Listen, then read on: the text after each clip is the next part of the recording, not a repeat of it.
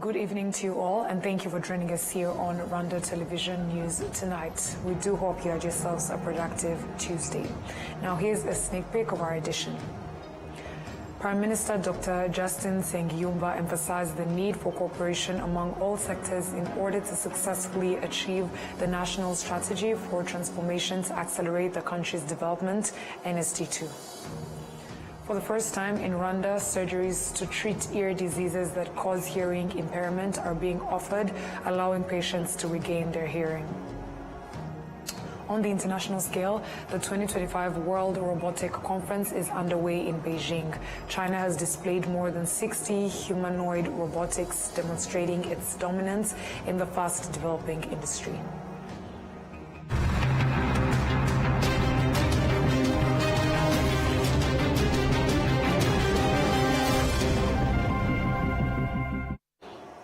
Once again, we're glad to have your company tonight, coming to you straight from the heart of Africa, Kigali, and my name is Martina Abera.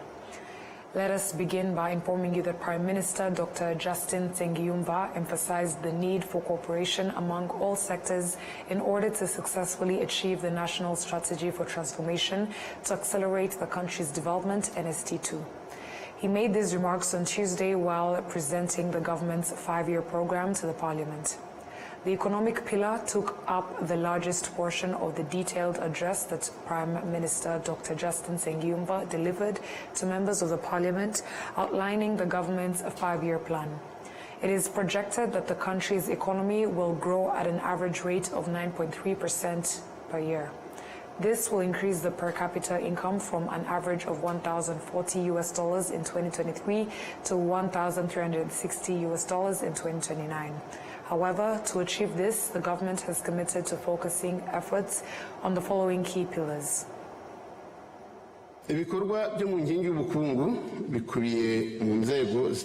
the country's economy to reach the levels I have just presented to you, there are activities planned in the 5-year National Strategy for Transformation, and these activities are mainly based on 3 pillars. The economic pillar encompasses various sectors, including agriculture and animal resources, industry, tourism and infrastructure, which covers water and energy, transport, urban development and improved settlements, as well as technology and communication, the financial sector, environmental protection, natural resources management, and the creation of new jobs.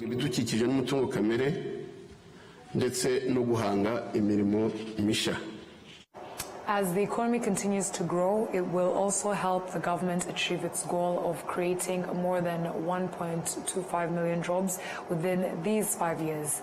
Prime Minister Dr. Justin Nsengiyumva indicated that the sectors related to social welfare, including education, health, and others, will continue to be developed until they reach the standards the country aims for. He also noted that this will go hand in hand with strengthening government programs aimed at lifting citizens out of poverty. Under the governance pillar, the government will work to reduce by at least half the backlog of court cases and ensure that service delivery to citizens reaches a level above 90%. Advancing these pillars along with others under governance will also involve improving Rwanda's relations with other countries, including continuing to safeguard the nation's security and sovereignty.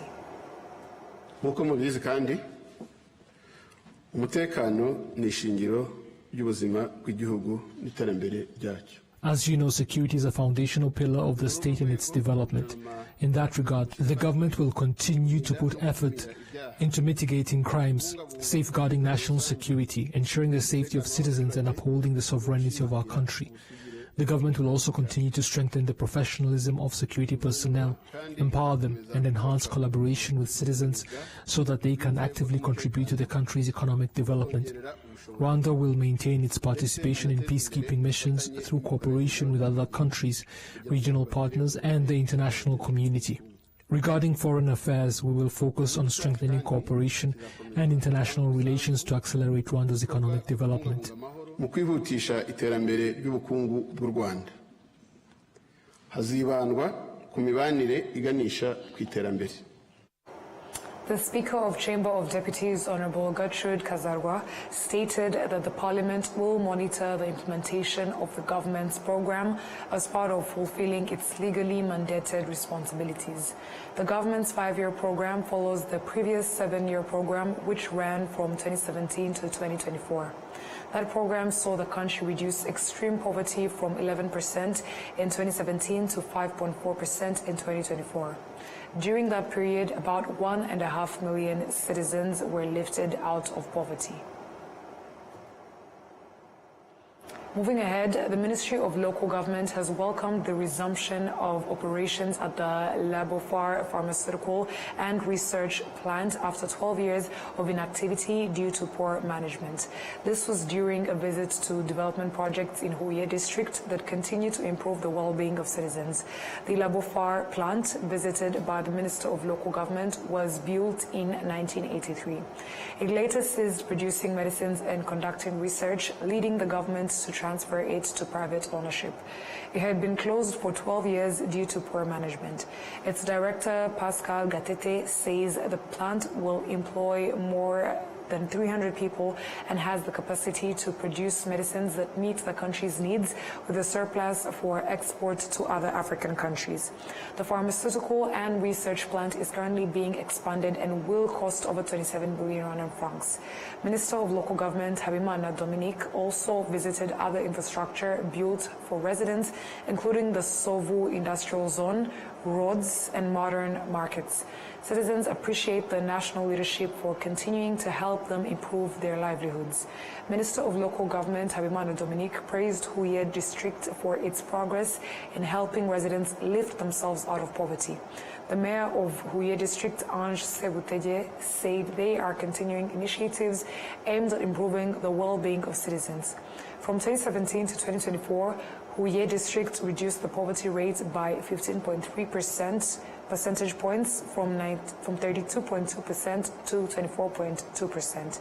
To address challenges affecting residents, the 2025-2026 budget has allocated 33 billion Rwandan francs to further accelerate the district's development.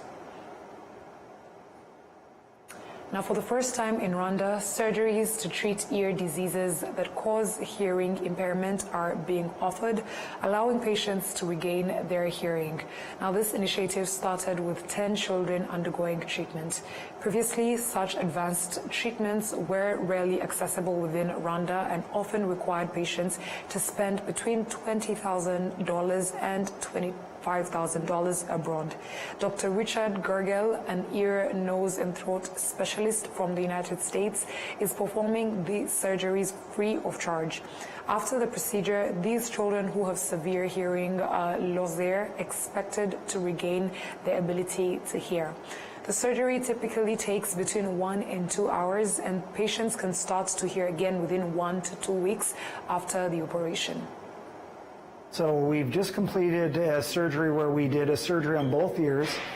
Each side, once we started working, takes about an hour, but there's time to get the patient to sleep, wake the patient up, get everything prepared, all the equipment, and especially with this being the first cochlear implant in the country, it took a whole team. We had representatives from the cochlear implant company here, our excellent surgical staff, many interested ear, nose, and throat surgeons that are here in the country learning about cochlear implant surgery. So it takes about an hour. The recovery is very straightforward. For most patients, they will either stay in the hospital overnight or go home the same day, depending on their age. And the recovery is very straightforward for most people. In addition to surgeries, a program has been launched to train local doctors in this advanced treatment, aiming to restore hearing to approximately 14,000 children with hearing impairments who previously had no access to such care. Dr. Menelas Nyeshimana, head of the Health Workforce Development Department at Rwanda's Ministry of Health, described this as a significant milestone for Rwanda's healthcare system. We are a country of 17 ENT surgeons, and they are mentoring a number of around 20 residents in different years. And we have also an accredited audiology fellowship. Actually, a week ago, it was accredited by the University of Rwanda, which means it's going to the next step. and we will to implement locally, and this is going to cement even further this collaboration. But if you look at the workforce that we have at the moment, they have not developed to the level of transplanting the cochlea. So which means we have been accumulating these cases unaddressed, and we are marking history today as a starting point to more achievement that we are going to achieve together when these services are available locally and year-round. Beyond surgery, patients also receive hearing aids that assist in improving their hearing further. This treatment program began at King Faisal Hospital and the Rwanda Military Hospital in Kanombe from the 11th to the 14th of this month.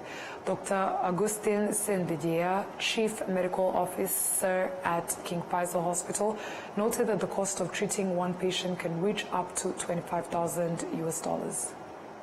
King Faisal, even this week, it's a very exciting week because at the same time that we are hosting the cochlear implant surgery mission, but also we are performing the kidney transplant program as well. So I think these kind of initiatives give us the opportunity to bring the services near the population, which is the aim and objective of our leadership. If you even see the cost that will be involved in this, it's a significant amount of money that will be invested in this. But when you talk about the life-saving procedure, I think there is no cost of life. So I think we as a hospital, we are excited, we are honored, and we want to thank the whole teams, our professionals, our colleagues, our nurses, and our partners that made this day possible.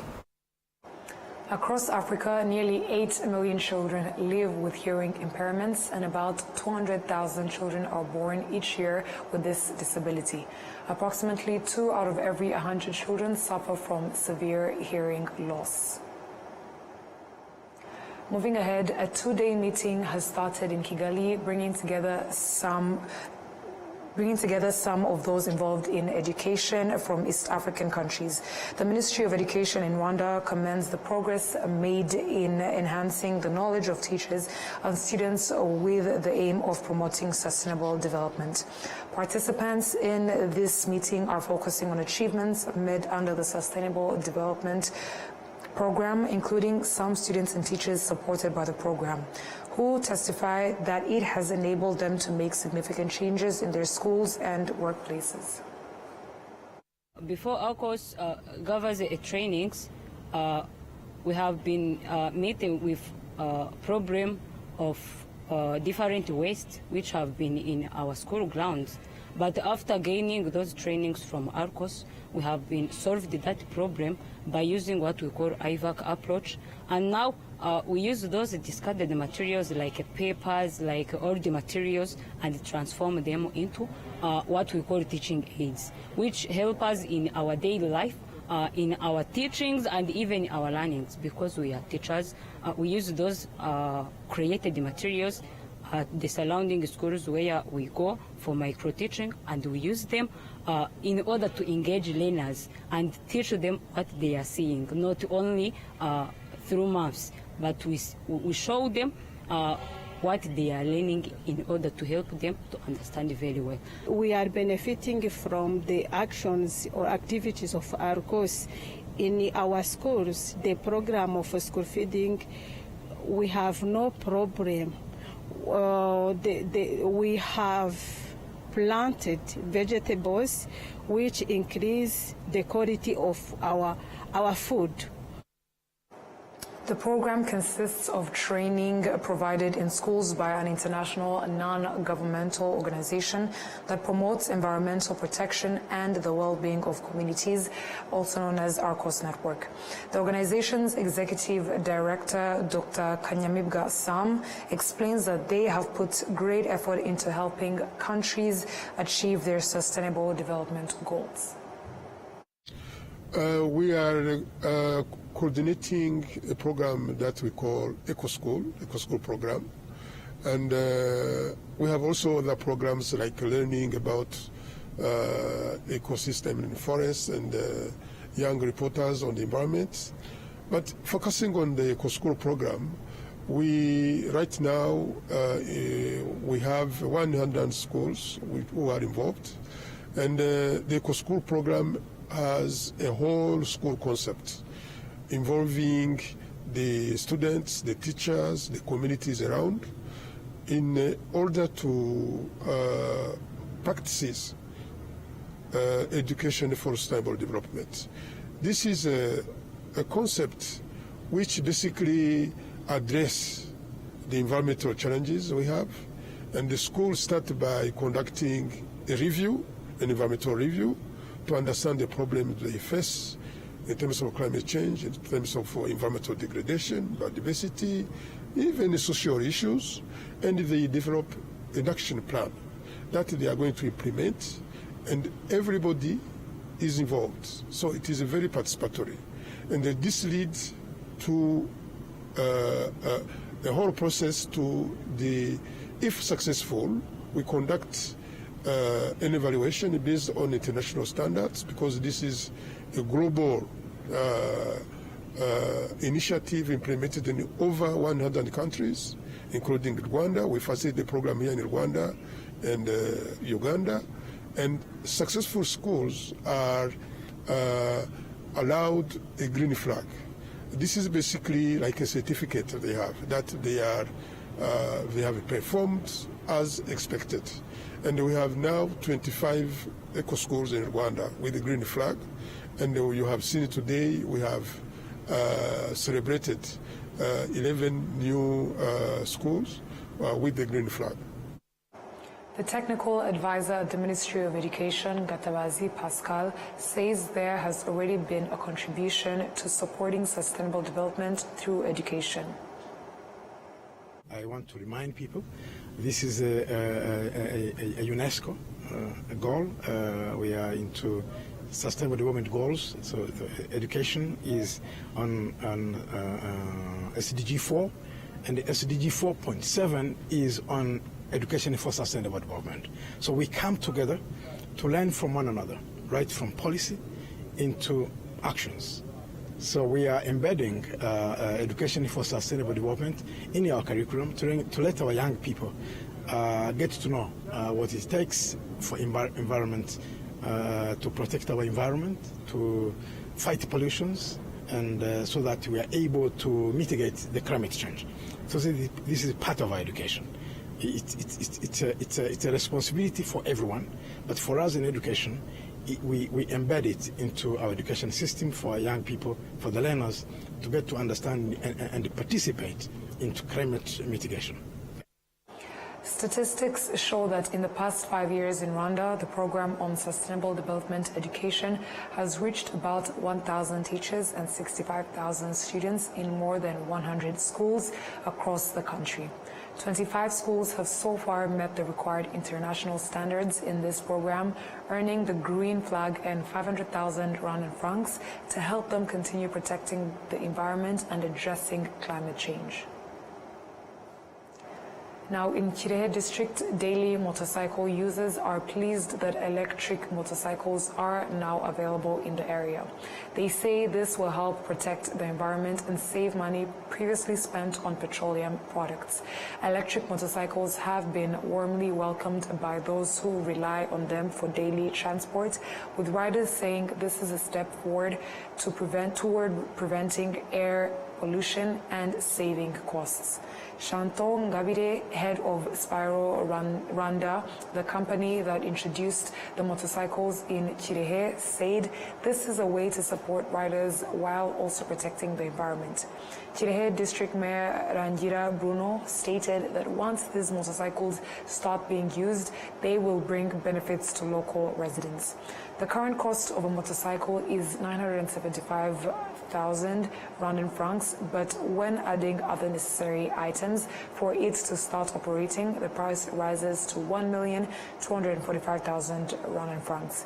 The battery has a range of at least 100 kilometers and can be replaced with another charged one.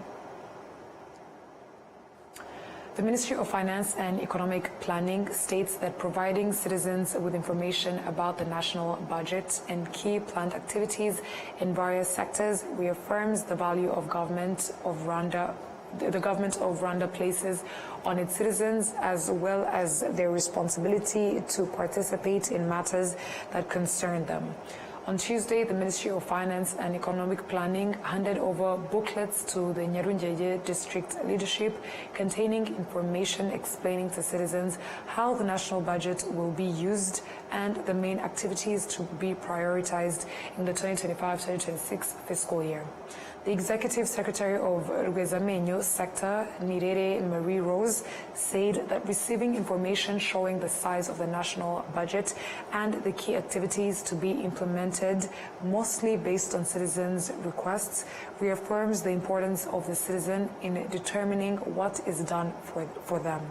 When Nyarugenge district received these booklets, the district mayor said that getting such information is a great opportunity for local leaders. The executive secretary of the human rights organization, CLADHO, which contributed to the preparing of booklets, Dr. Safari Emmanuel, said these booklets are a lens showing how the government takes citizens' views into account. The Director General in charge of preparing the budget, implementing it, and providing information about it in the Ministry of Finance and Economic Planning, Mukombozi Fred, said that such an initiative aims to provide information to citizens. The Ministry of Finance and Economic Planning said they published 48,800 booklets in Kinyarwanda, French, and English. They have been sent to all districts in the country to be distributed to citizens starting from the village level. After the U.S. government suspended funding for some projects that supported the health and welfare of refugees living in Mahama camp, one of these projects mentioned that a campaign would be launched to educate the community originating from the countries like the U.S. Europe in order to find ways to continue to project activities. Refugees receiving medical care in Mahama camp in Kirehe district say that these clinics usually provide them with quick and quality services, so they do not have to travel long distances outside the camp for treatment. These refugees hope that healthcare and social services will not be stopped or reduced, as that would negatively affect them in various ways. The concerns raised by the refugees were the focus of a visit by Janti Soripto, President and CEO of Save the Children, who came to the camp seeking solutions. This leader stated that urgent priorities include advocacy and resource mobilization. So essentially two things. Make sure we raise awareness and educate the public, the general public, in the United States and in Europe about the actual impact these aid cuts have on the lives here. For a very small amount of money relative to the overall budget in the United States, we can actively save thousands of lives here as well. And then secondly, so impact of these aid cuts, they are not theoretical, they're happening now. Secondly, of course, we need to continue to mobilize funding from foundations, from corporations, from individuals to make sure that this life-saving work can not only continue, but ideally also that we're also able to scale it up. Although funding for some organizations has decreased, some refugees facing various health issues have been supported to start small businesses such as tailoring and crafts, which supplement the aid they receive.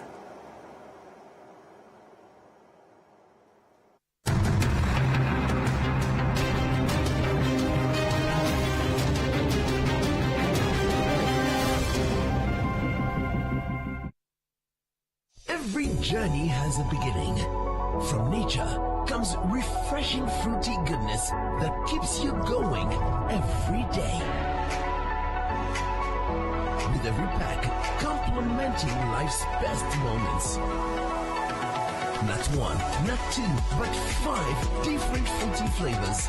And this journey keeps giving. Introducing Inyandi's new fruity juice flavors, guava and cocktail. Now available at your nearest shop. Always ask for Inyandi. Nyiri muto arababwiraga data bati ntabwo agira umukamo mwinshi utunze inka imwe, ariko nigeze acika intege. Mama akinjira mu bucuruzi hari abamubwiraga bati ntabwo watera imbere udakorera mu iduka rigezweho, ariko ntibyamusubije inyuma, yakoranaga umwete. Njya muri kaminuza hari abanshidikanyagaho bavuga ko nashobora kaminuza naturuka mu muryango wifashije, ariko byaragiye nanditse amateka mashya. Igihe cyo gutera ishema umuryango wanjye kigeze, bamwe bakomeje kumbwira bati ntabwo watera umuryango wawe ibyishimo n'ishema, ariko narabishoboye. Hari abakekaga ko nasigira umurage ukomeye abankomokaho, ariko ubu mfite uruganda rutunganya amata. Banki ya Kigali yabaye umufatanyabikorwa wanjye mu rugendo rwose, inzozi zanjye ziba impamo. Bigereho.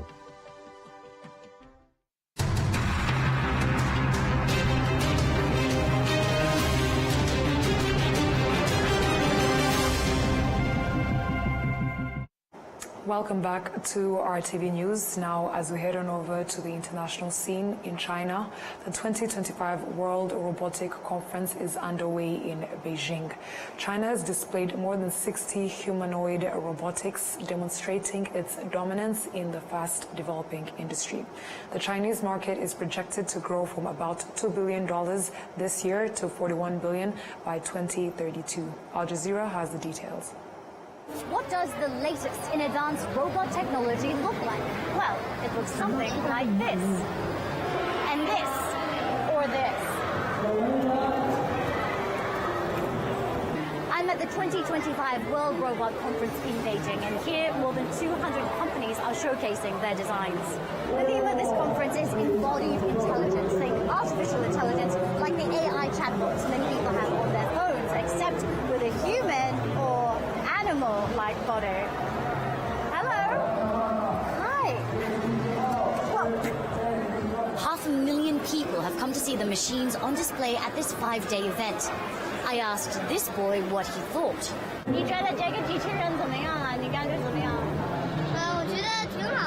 I think they're great. They can do many things. Bend down and a lot of movements people can do. And these robots are designed to impress. They can play music and even fight. China wants to portray itself as a world leader in these kinds of technologies. But apart from being quite entertaining, what can these robots actually do? Can they be genuinely helpful to ordinary people and businesses? Well, this firm, UB Tech, says they already are. These droids are working in electric vehicle factories here in China, sorting and hauling objects. And they've also created this robot, the Walker S2, that can sense when its power is low and change its own battery in just 3 minutes. UBTech's robot has like 6 cameras on its body. We use like a stereo camera, RGB camera. The robot will use all those cameras to perceive the environment, say locate itself in the environment, to see the or recognize objects. But how smart are these latest robots? I went to find out. Hi there, I'm Katrina, an Al Jazeera journalist. Nice to meet you.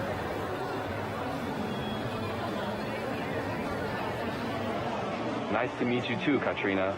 It's great to connect with a journalist from Algeria. Turns out not too smart.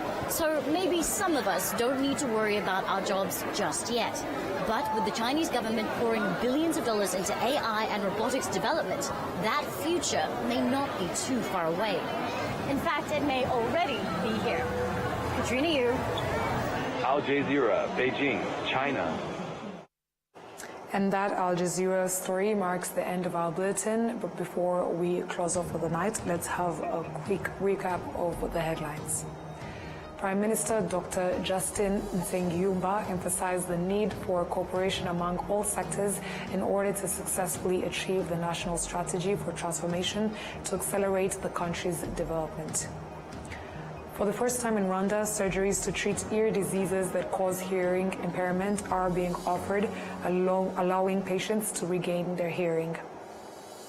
And on the international scale, the 2025 World Robotic Conference is underway in Beijing as China has displayed more than 60 humanoid robotics, demonstrating its dominance in the fast-developing industry.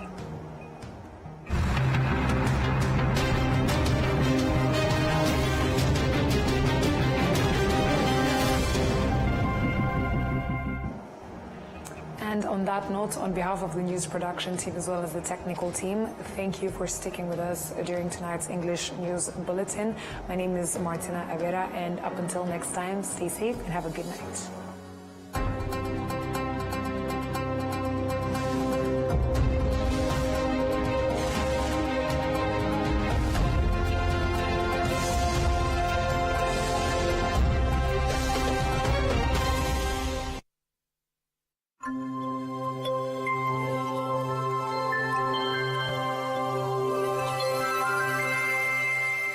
byiza kuri mwe mwese mudukurikiye tubaha ikaze ku makuru itengiye